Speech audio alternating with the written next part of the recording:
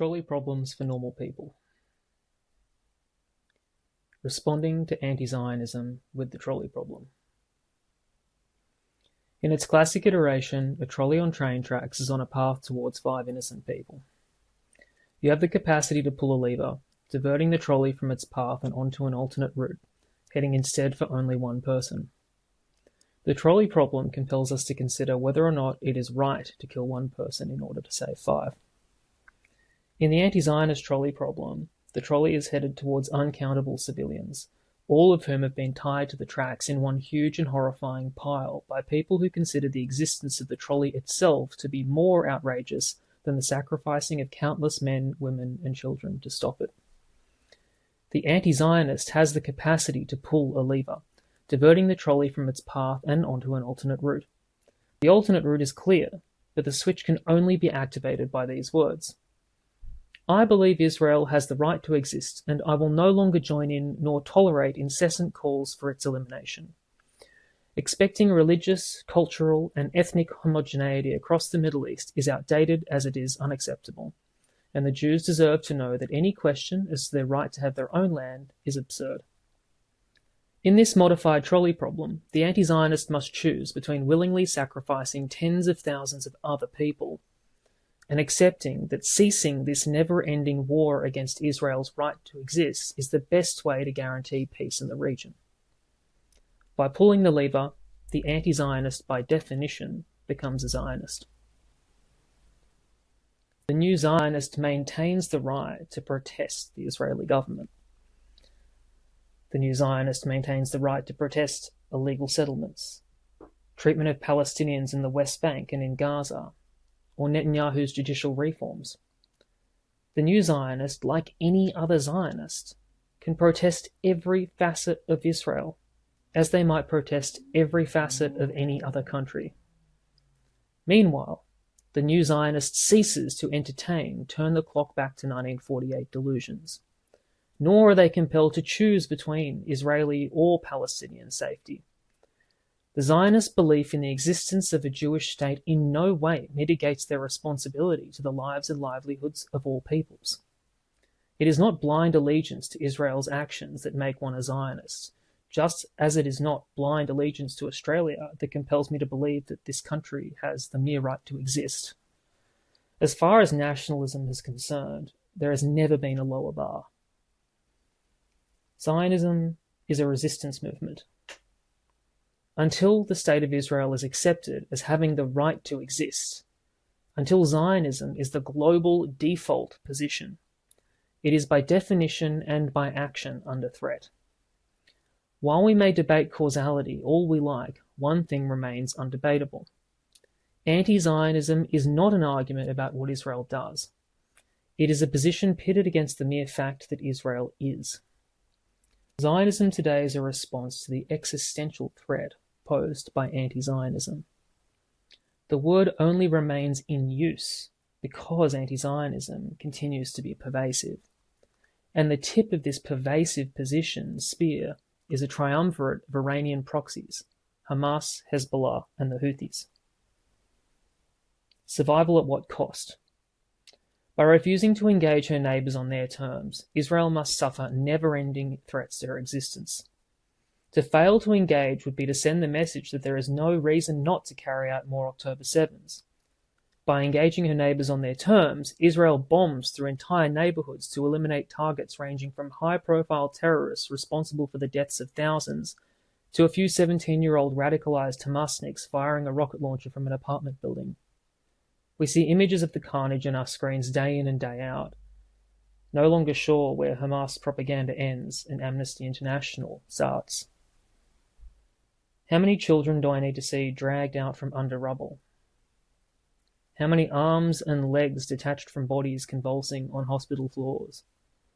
Why should disparate attributions of blame change what constitutes abject horror? The truth is that while I'm disturbed by anyone who solely blames Israel for the countless dead, I'm also disturbed by those who are unable to accept that Netanyahu's Israel has not only committed war crimes, but has caused carnage the likes of which nobody can morally condone. For starters, How naive do you have to be to think that any army, let alone in this situation, is not likely to commit war crimes? Armies commit war crimes. Truth be told, I have no time for anti-Zionists' opinions on these matters. You forwent your right to feign good faith commentary the day you took it upon yourself to announce that the entire state of Israel is less legitimate than any other state in the world. Jews have to contend with both Western and non-Western anti-Semitic propaganda, double standards, and anti-Zionism masked as academia, as we have done so for decades. This shared experience has significantly affected many Jews' capacity to hear current criticisms of Israel's conduct in Gaza. A boyhood cried wolf dimension to this entire crisis has made it incredibly difficult for Jews like myself to distinguish between blood libel and serious humanitarian concerns.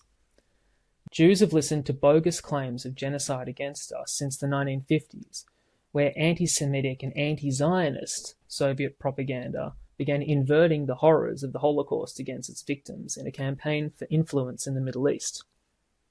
For Jews, accusations of having built a concentration camp for Palestinians, accusations of committing genocide, and the usage of the word Holocaust as a rhetorical device or propaganda exercise are all stale footnotes from the anti-Semites' playbook.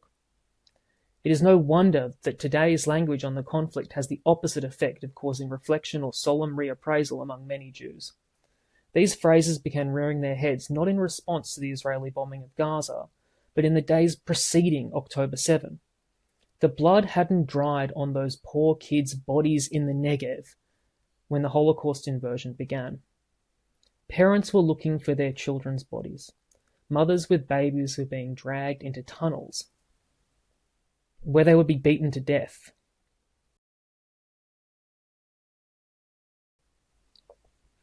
Jews around the world were watching in horror as our middle-class friends took to Instagram to share infographics about Palestinian resistance to the Holocaust in Gaza. Criticism of Israel by those who have nothing to say about her neighbours' indiscretions are a manifestation not of humanitarian concern, but of racism.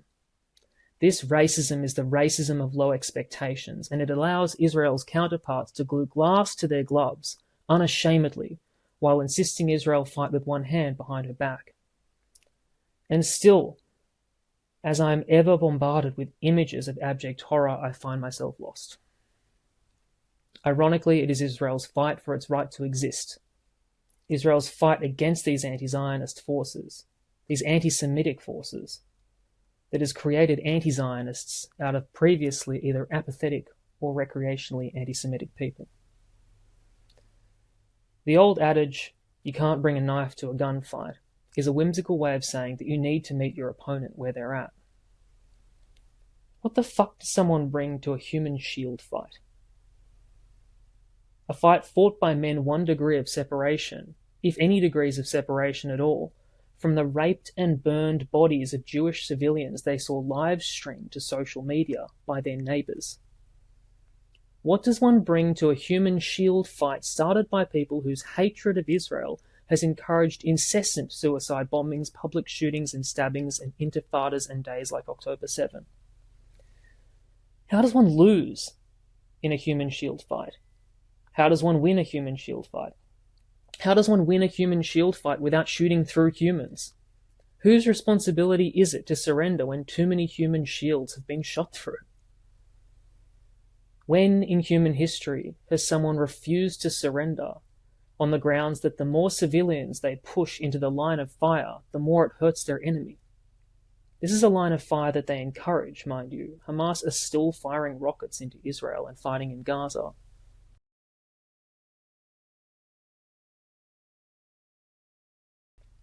Or better put, when in history has someone won by engineering the worst possible scenario for their own people? What if those hiding behind the human shields had no intention of surrender? What if those hiding behind human shields knew that maximizing their own civilian casualties, the polar opposite of every historical precedent for how wars are fought, was their best chance at destroying Israel? What if justice never mattered? We've seen wave after wave of anti-Semites and anti-Zionists respond to this trolley problem the same way. And as a result of this, we have seen examples of the very worst that humanity has to offer in the palm of our hands. Pieces of children, grey as rubble, strewn between chunks of reinforced concrete torn into pieces by Israeli bombs. At some point between 1948 and today, Israel began untying her gloves. In the past year and a half, she threw them out of the ring. Israel could have laid waste to Gaza decades ago. How you answer the question, why now, says a lot. And I'm terrified by what Israel's fight for survival might have done to her soul. And yet, watching her embroiled in a battle with not just the soulless, but their brainless foot soldiers worldwide, I'm struck once again with the same feeling of absolute despair I have been experiencing intermittently since October 2023. We live in a world whose hand is not led by trolley problems, but by inconsistency, algorithmically tailored feeding tubes of information, moral depravity, violence, greed, manipulation, power, random chance. A world in which fundamentalists can orchestrate the devastation of their own land and own people, not by accident, but on purpose.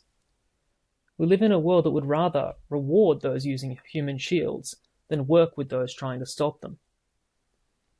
But we do not live in a world naturally geared towards fostering justice. Nor should we assume that the process of pursuing just ends will avail itself of just means. And that said, we need to be prepared not to condemn, but to take very seriously those who ask us whether these means are worth it. For if we don't take these people seriously, like the Josh Sepses of the world, then we're no better than the anti-Zionist, whose hand refuses the lever as he commits others onward to their bitter end. I'm a pacifist because I believe that war has the unique capacity to undermine the benefits of whatever it is that's being fought for. I'm a realist because life is not a trolley problem, and because principles like pacifism won't get you anywhere when someone punches you in the face. I'm a leftist because I believe that the state has more of a role to protect citizens from each other than to protect citizens from itself.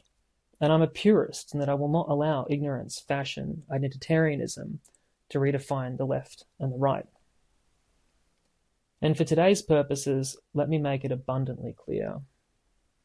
I'm a Zionist because I believe in the importance of statehood, connection to country, indigeneity, and pluralism. I'm a Zionist because I look at that lever and I pull it, regardless of which trolley problem we're talking about. And I feel disgusted by anyone who wouldn't. The homework. As a Zionist, I'm imploring other Zionists to draw your own lines in the sand on what you're willing to uncritically watch happen. I want us to all consider what it would take to say, I'm a Zionist and I'm deeply disturbed by how this war is being conducted. This is not to conscious shame, nor is it supposed to destabilize any of us. It's because I want us to experience what separates us from them, what separates the Zionist from the anti-Zionist, what separates the person who is able to compromise on one's conceptions of justice for the betterment of others, and the person who won't. We need to know what our limits are as individuals capable of discussion or individuals partial to discretion. We need to be prepared to pull that lever, and we need to understand that it is our preparedness to pull that lever that separates us from the more implacable, fundamentalist, and inhumane. I'm not asking anyone to pull that lever. I'm also not telling anyone not to. I'm asking you to have a conversation with yourself about what that might look like.